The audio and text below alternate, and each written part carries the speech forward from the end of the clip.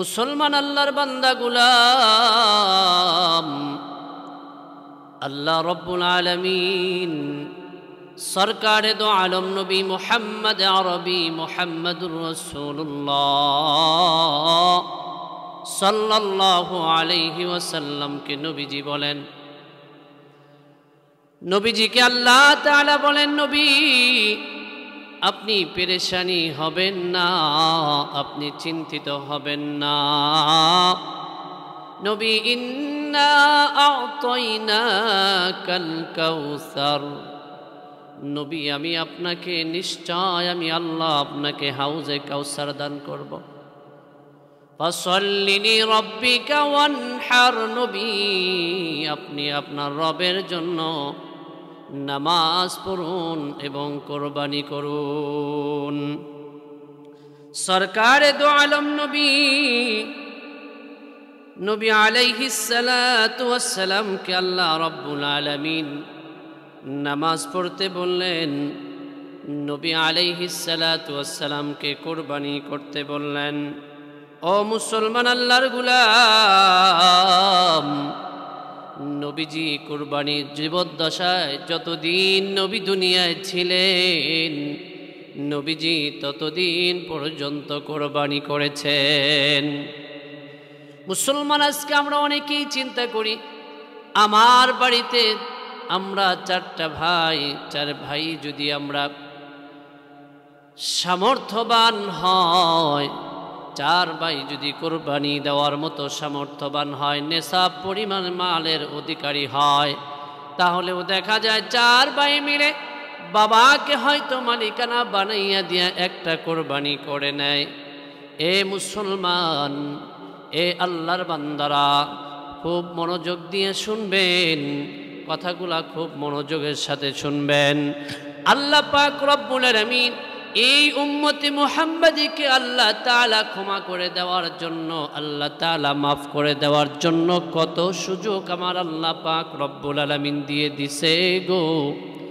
আল্লাহ পাকের হাবিব সরকারে দো আলম নবী মুহাম্মদ আরবি, তার একজন সাহাবী যায়েদ ইবনে আরকাম রাদিয়াল্লাহু তাআলা আনহু বর্ণনা করেন, সরকারে দো আলম নবী মুহাম্মদুর রাসূলুল্লাহ সাল্লাল্লাহু আলাইহি ওয়াসাল্লামকে সাহাবায়ে আজমাইন জিজ্ঞেস করলেন, ইয়া রাসূলুল্লাহ কোরবানি এটা কি? নবী বলেন, সুন্নাতা আবিকুম ইব্রাহিম। নবী আলাইহিস সালাতু ওয়াস সালাম বলেন, ইব্রাহিম পয়গম্বরের সুন্নাত অথবা ঐতিহ্য। নবীজি এই কথা বলার পরে সাহাবায়ে আজমাইন জিজ্ঞেস করলেন, ইয়া রাসূলুল্লাহ ওগো নবীজি, এই কোরবানি করলে কি এই কোরবানির বিনিময়ে কোনো সওয়াব আমাদের আমলনামায় হবে কিনা? নবীজি ডাক দিয়ে বলেন, ও আমার সাহাবীরা শুনো, ও সাহাবায়ে আজমাইন শুনে নাও, যদি তোমরা কেউ কোরবানি করো, কোরবানির প্রত্যেকটা পশুর লোমের বিনিময়ে আমার আল্লাহ রব্বুল আলামিন এক একটি করে নেকি তার আমলনামায় দিয়ে দিবে। মুসলমান হাজির, নবীজির সাহাবী আবার জিজ্ঞেস করলেন, ইয়া রাসূলুল্লাহ, ইয়া হাবিবাল্লাহ, তাহলে দুম্বা এবং ভেড়া যেই পশুগুলার শরীরে লোমের মাত্রা অনেক বেশি, ওগো সরকারে দো আলম নবী মুহাম্মদুর রাসূলুল্লাহ, তাহলে কি ওই পশুর বিনিময়েও আল্লাহ পাক রব্বুল আলামিন ওই লোমের সম পরিমাণ আল্লাহ তাআলা সওয়াব দান করবেন? নবী আমার ডাক দেয়া বলেন, হ্যাঁ সাহাবীরা শুনে নাও, হ্যাঁ হ্যাঁ, ওই পশুর যেই পরিমাণ শরীরে লোম আছে আল্লাহ রব্বুল আলামিন ওই পরিমাণ সওয়াব তোমার আমলনামায় আল্লাহ তাআলা দিয়ে দিবেন।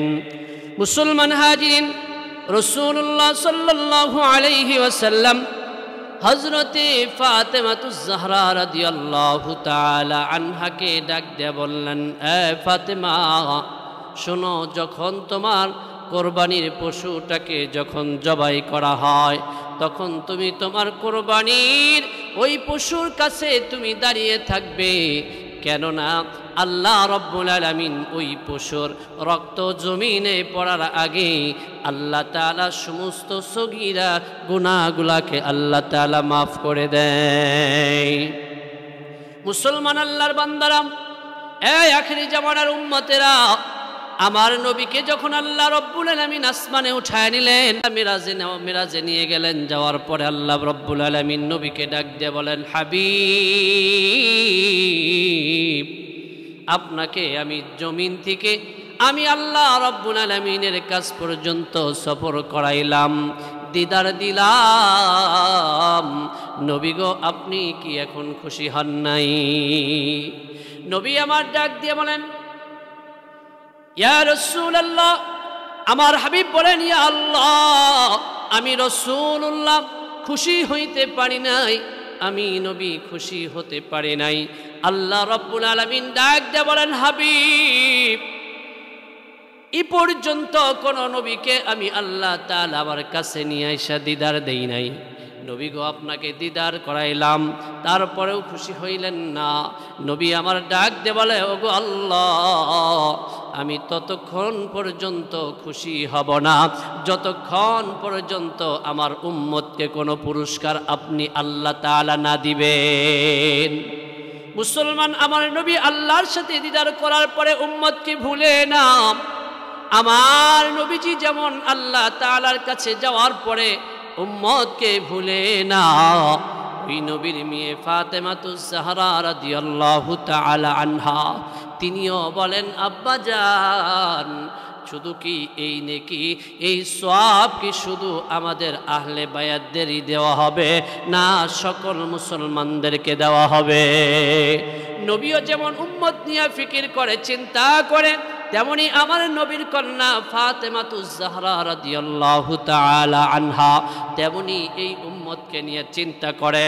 নবী আমার ডাক দিয়ে বললেন, ফাতেমা, শুনে নাও, শুনে নাও, আমার উম্মত মুসলমান যারা কুরবানি করবে, এই পশুর সামনে দাঁড়াবে, আল্লাহ রব্বুল আলামিন সকলের গুনাহগুলোকে আল্লাহ তাআলা, সগীরা গুনাহগুলোকে আল্লাহ তাআলা ক্ষমা করে দিবে। মুসলমান হাজিরিন, আল্লাহ রব্বুল আলামিনের হাবিব ফাতেমাতুজ জাহরা রাদিয়াল্লাহু তাআলা আনহাকে আরো ডাক দিয়ে বলেন, এ ফাতেমা, শুনো। ফাতেমারে শুনে নাও। ফাতেমা রাদিয়াল্লাহু তাআলা আনহাকে ডাক দিয়ে বলেন, ফাতেমা, কিয়ামতের দিন আল্লাহ রব্বুল আলামিন যেই গরু, তোমরা যেই পশুটাকে কুরবানি করতেছ, ওই পশুর আল্লাহ রব্বুল আলামিন পশুর গোশত এবং রক্ত তোমাদের মিজানের পাল্লায় আল্লাহ তাআলা উঠায়া দিবে। শুধুমাত্র উঠায়া দিবে না রে ফাতেমা, আমার আল্লাহ রব্বুল আলামিন ওই পশুটাকে আল্লাহ রব্বুল আলামিন ৭০